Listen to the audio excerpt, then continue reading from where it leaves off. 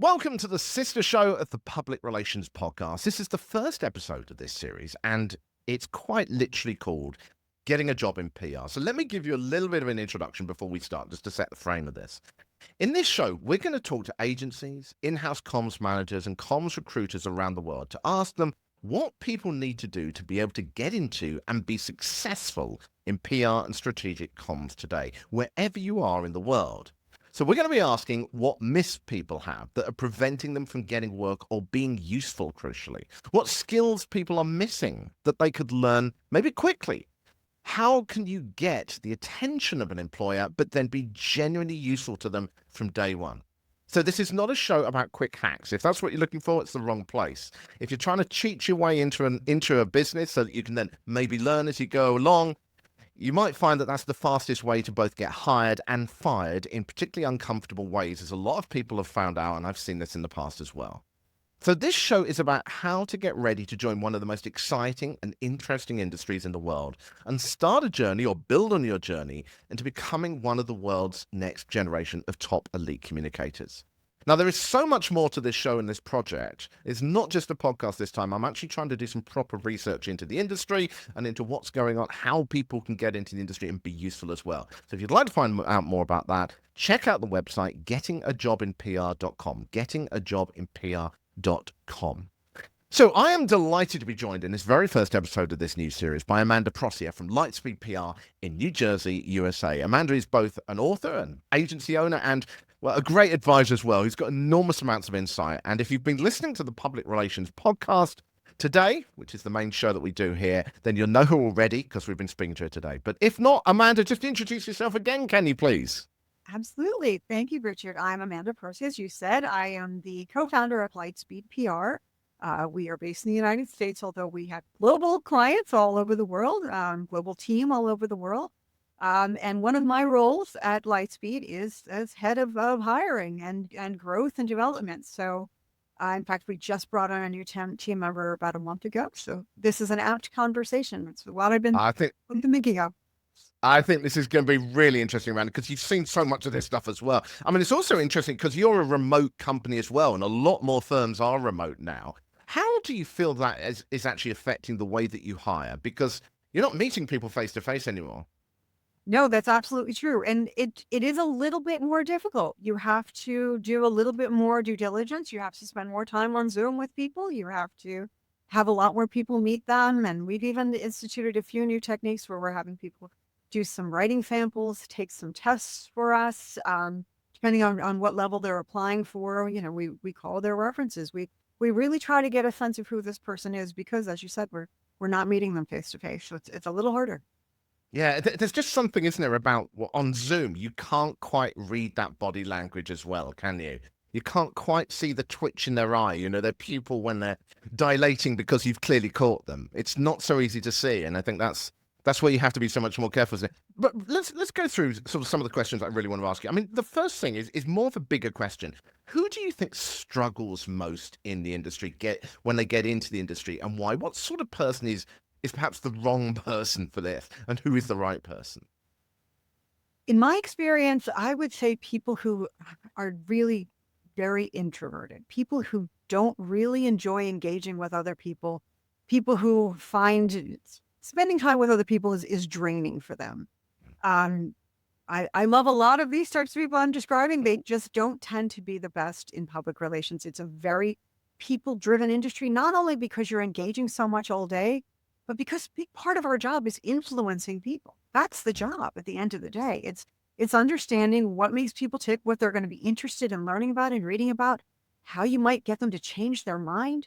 And if you haven't really spent a lot of time focusing on other people and you don't get a lot out of it, I find that type of person struggles more. Mm. And then on the other side, one thing I sometimes see is you see people who are very extrovert but overly confident. And I think you get a danger in that as well, don't you? So it's like trying to find that level. Yes. Yeah, some extroverts are overly confident, certainly. But yes, it has to, that confidence is fine as long as it comes with a willingness to learn, work hard, and listen to and people. An empathy. Empathy, absolutely. Yeah. Know when you don't know something. big ones. Yeah, yeah. That's because what I meant was that it wasn't so much that extrovert is bad. I think extrovert is absolutely essential for this kind of thing. But it's just that sometimes you get those people that feel they know it all. And those aren't good in PR to me because they don't have the empathy to be able to relate and change the way they communicate to the way that the market does. And the market is far more important than what you think, isn't it? Absolutely, yes. Yep, that's actually a very good point. I've had a couple of people I've worked with who they shout down clients, or they insist they're right, or they ignore the data we're seeing because they know better. No, that is never going to work. So, So what do you think if you were saying to someone, look at your personality? What would you say are the kind of key things? You need to say, look, I like working with people, but what do you think are unique about PR? Because there's a lot of people who are extrovert, might like going to parties or whatever like that. So what sort of characteristics would you say look for? yeah, in addition to people who are people, I would say organized. The more organized you are, the more successful you'll be because there's a lot of balls in the air, and you have to make sure you know what's going on all the time, and making sure you understand how all the different pieces fit together, and having an organized mind and an organized approach to your day and your work that helps a lot. Someone who likes to learn, I find does very well because as we've spoken before, the industry is always changing. Clients are always coming to us with new things or new issues. The reporters always want something different.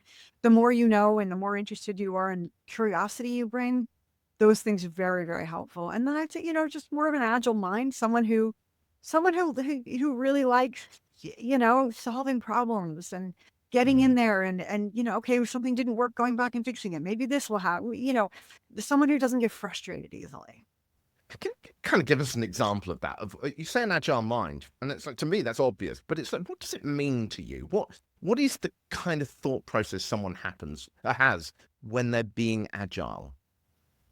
So I'll give you an example. I hired a young woman years ago who was very good at a lot of parts of the job, but when we were having her do a couple of the more, I'll say technical parts of the job, for example, like submitting for awards or speaking opportunities or filling out forms or trying to gather the right information and piece it all together and create a larger story and build a narrative.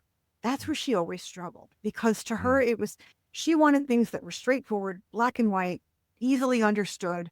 And whenever I asked her to take a step back and look at it from a strategic standpoint or try to think about what the reporter might want or what the person taking the award submission, what they're looking for, she just couldn't do it. It ultimately was the reason why we had to let her go because it was something that her mind just didn't work that way. Nothing against her. She was a lovely person and she's doing great now, but her mind just didn't work that way. And So it was thinking outside of her own perspective. I think thinking outside of your perspective, yes, thinking bigger picture, being able to see how all these little disparate pieces came together to create a whole, that's where it just didn't work. Do you think sometimes you get juniors who come in who assume that they would just be given a set of clear, simple tasks to follow? And, or at least this is kind of what I've seen. And the problem is that kind of person might be able to do what we've in the past have called the grunt work, okay? But it's becoming less relevant now with AI and stuff. And what you need now are people who can think, and not just from in a year's time, but at least offering ideas from day one. They may not be perfect, but at least they're trying, and at least they've got the mindset that you can see, yeah, they may be a bit rough around the edges, but we know we can get there with this person. Exactly. That's always what I look for, especially when I hire a junior team person and they're with us for a couple weeks, a couple of months. How are they participating? Are they chiming in? Are they giving us their thoughts? Are they saying, yeah, I like that idea, but here's another one. Even as you say, if it's not the best one or it's a little unpolished or maybe they're not fully understanding, I like to see that they want to participate, that they're engaging, that they're thinking about it. Problem solving is such a huge part of this. So that's always what I look. So if you think about that last hire that you had, and it sounds like you're pretty happy with this one. I mean, what was it that made you think, yes, this is someone that I think I can work with? I mean, what sort of things what was that vibe that you got when you were talking to them? And it's funny because I spoke to about 20 people for this role, and this woman who I ended up hiring, she brought in enthusiasm and a genuine interest, a passion those things, those intangible things. An old leader once told me, they said, hire enthusiasm. Skills can be taught. Enthusiasm, if someone comes to you and they're just phoning in their job, or they're watching the clock, or they don't really have an interest in the work or the client, that is going to be a problem every single day. So this particular person, she came right out of college. It's hard to know what their skill set is at that point. But that level of excitement and enthusiasm and engagement, and the follow-up messages I was getting, and what she was asking of my other team members. And clearly, I can't tell you how many people I interviewed who clearly hadn't even read our website, didn't even do the basic due diligence. My gosh. Of looking at who we were and who we represented and the kind of work we did. That was an automatic dismissal for me. If it was obvious you hadn't even looked at my website, you did not move on to the next round. I don't care how good you are. That's table stakes. I'm trying to understand why. I want to come back to that, but I'm trying to understand why people aren't even doing that basic stuff. Because to me, it just, like you say, it's blindingly obvious. I mean, if you're not even bothered to look at the website of the company you might go and get a job with, you're never going to bother looking at a client's website or finding out anything about them. It just shows a complete... I'm about to get angry. But it just shows a complete lack of respect for the people you're working with, let alone trying to get a job. Yes, absolutely. Not to mention, what from your perspective, how do you know you want to work for me? You haven't even looked at what kind of company I want. This might be a complete waste of your time. We might be nothing like what we want. I mean, just the most basic information about what we do. I would think you would want to do that. So with the person you hired, I mean, you were talking about the fact they were asking questions from the different departments. Was this something that they were doing when they came on board? Or was this something that they were asking you about, or they reached out beforehand? I mean, what was it that made them sort of stand out immediately? You're going, hang on, this person, they're not the average. Yes, well, I asked other members of my team to do interviews, follow-up interviews, meet with this person and that person. And they would say, can I please have your email address? Can I follow you on LinkedIn? Can I stay in touch? Can I ask you more questions? And that is so important. When I see that kind of interest and follow-up, that goes so far. And, we do tech PR. That's my company's focus. So when I see an interest in tech, that's a huge one. And I mean, this is just, you'd think it was obvious, but my business partner, the number one question he always asks new hires is, what tech companies do you like? Not even, are you following in the news? What's intriguing you about any tech company right now? And some of the answers, really, one woman said to me, does artificial intelligence count as tech?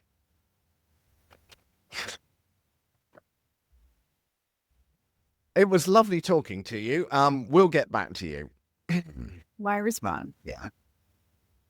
So again, do your homework.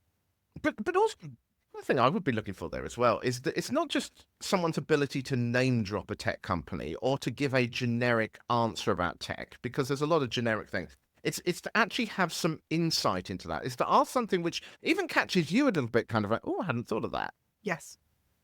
Someone that has actually not just read the news, but thought about it. Yes. That's what we're looking for every time. And I'm giving it away right now. Do you want to work for my company? That's what you come to the table with a little bit of some kind of insight. It might be wrong. It might be uninformed. That's okay. As long as you've made an effort, that goes so far. Yeah, it's incredible, isn't it? That some people don't even do the basic stuff. When you get someone in a company, so you obviously you've got this new employee now. That first year is kind of a crucial time, and you do hear an awful lot of people in those first few months dropping out. And I think because they didn't know what to expect, they had a different idea about what comms was. What do you think are the biggest sort of problems whereby people do drop out early on? For my company, I think it's the pace. We have a very fast-paced environment. There's a lot going on all the time, and I've said it many times. There are PR people who are suited for agencies, and there are PR people who are suited for in-house. Yeah, and very different. Very different type of work. It's a very different day you're going to have when you're in-house. It's what you're expected to do in one day in an agency, you probably have a week or two to do in-house. So if that's your pace, and I worked in-house too, and it's just a very different approach. So you have to know what you're comfortable with and Mm. how busy you want to be and how many things you want on your plate on a given day. So that I find that is when we do lose people, that's usually why. It's just that they just don't like that frenetic environment, which I certainly understand. So is there something people can do again to sort of say to themselves, I'm that kind of person? Because if you haven't worked in an agency yet, you may not know what to kind of even relate it to. So is there anything that people can kind of relate to in their life so far that they can kind of go, yeah, I clearly enjoy that sort of thing? Yeah, I mean, just I would say if you're the type of person who really likes being busy, if you're someone who, that the more you have going on in a day, the happier you are. If, you like being active, you like having a lot of things you're thinking about in a moment, if the idea of sitting on a couch and watching television all day is miserable for you, I cannot do I just can't do it. don't do that. People go, do you watch this on TV? And it's like, I don't have time to watch TV. I'm always busy. It's just, Or if you're watching, TV, but you're also doing three other things at the same time. yeah. For example, on my team, we're all just all doing something. So if you're that type of person, yeah, you'll do great in an agency. I was thinking from an education point of view, because you know that I do a little bit of teaching in universities as well. And I feel that I'm a big fan of simulations because I think when you put people under pressure, that's when you find out who they really are. Okay. Do you think that that is something that perhaps education across the board, and I'm not just talking about universities, but I'm talking about any kind of trainings, should be doing more of, putting people under that kind of real world pressure? Because I think the danger is you can get a textbook on PR and it all sounds like it's great. Well, that's clearly how it works. You do that and do that and that. And the moment you hit the real world, you realize that actually it's a bit of that and a bit of this and a bit of that and a bit of, it's not all there. And I personally feel that that's something that needs to be done more. Yes, education could find a way to make it more realistic. I know I would have been more engaged. Mm. I enjoyed my time, in higher education, but I found it a bit passive because I'm the type of person who likes to be busy.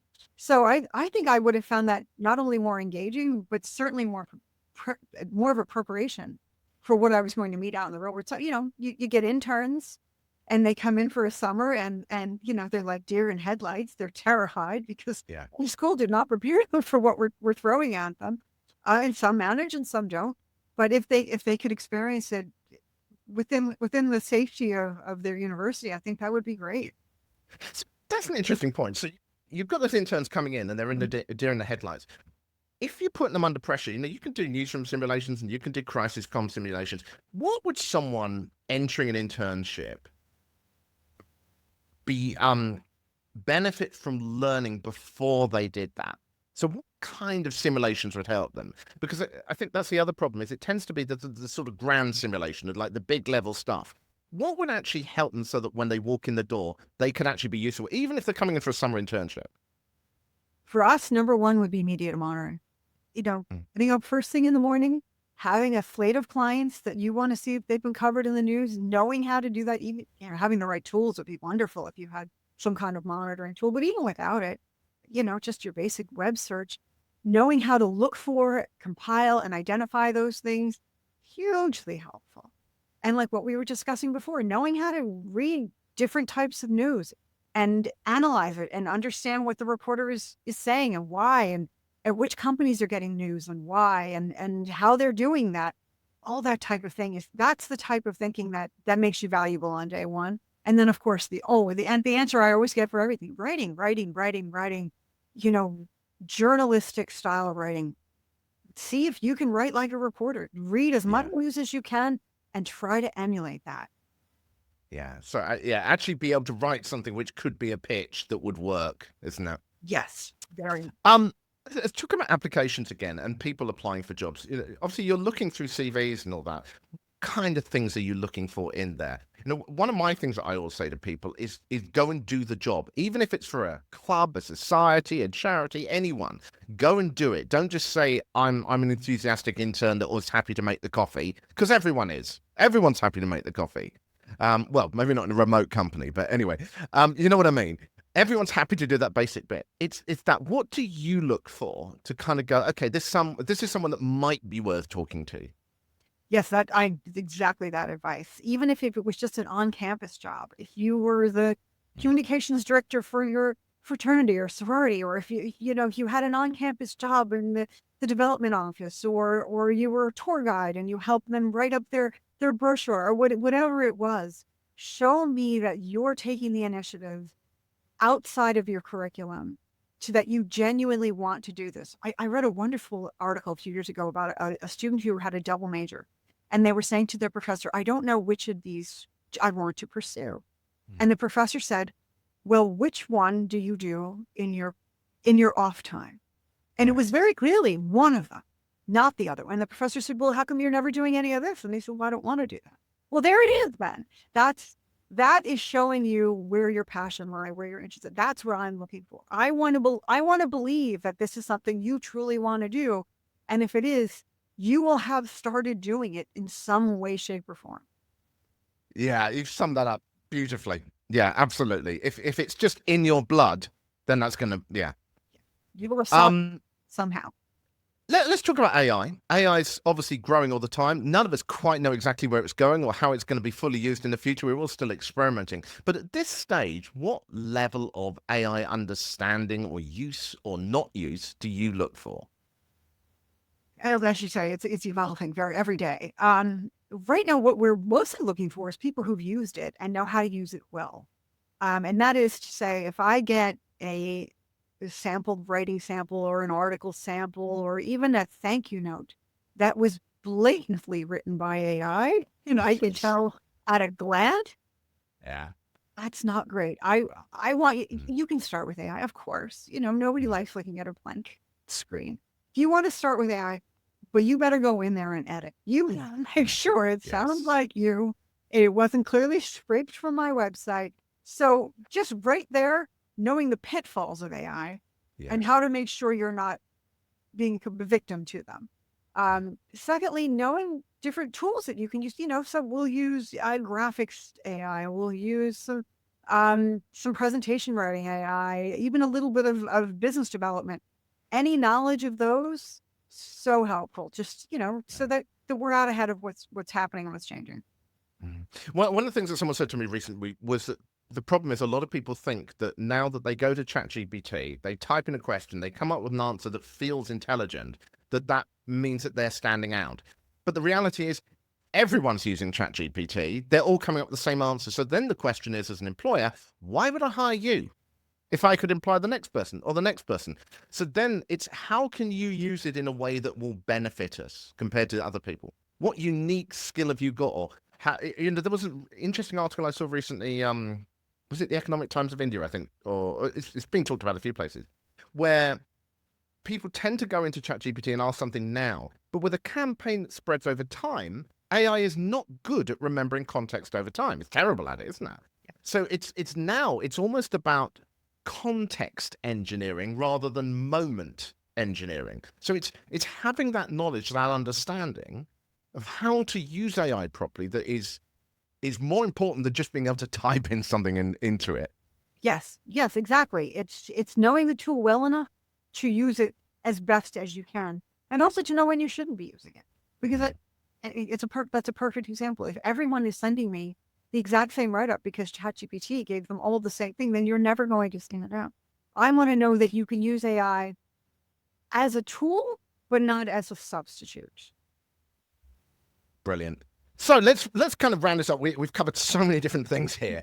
But if we said to someone that is looking to enter the industry, they're already doing, let's say they're doing a bit of PR for their society or club or stuff like that. They're naturally a busy person. They're the kind of person who wants to be doing stuff all the time. They love engaging with people. They're confident. What should they sort of think about to get themselves ready to start applying? Not to actually apply, but to get themselves in a position whereby they are someone that an agency would want.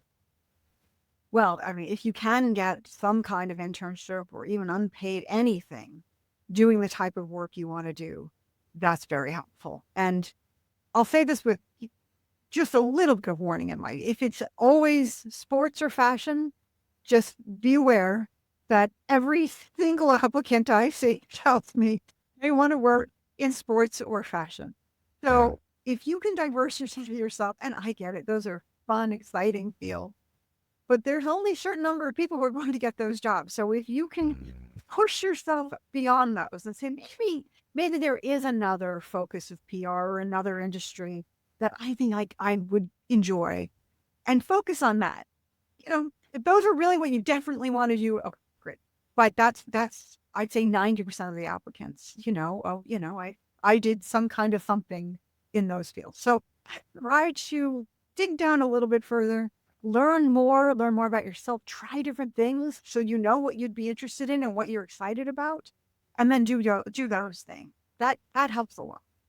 It feels like there's an opportunity here as well for people that aren't into fashion and sport, that perhaps are missing the fact that they could be brilliant in PR. Yeah. That whether it's tech or any kind of other niche topic, they could actually, maybe someone likes medicine or was a former, dropped out of medical college.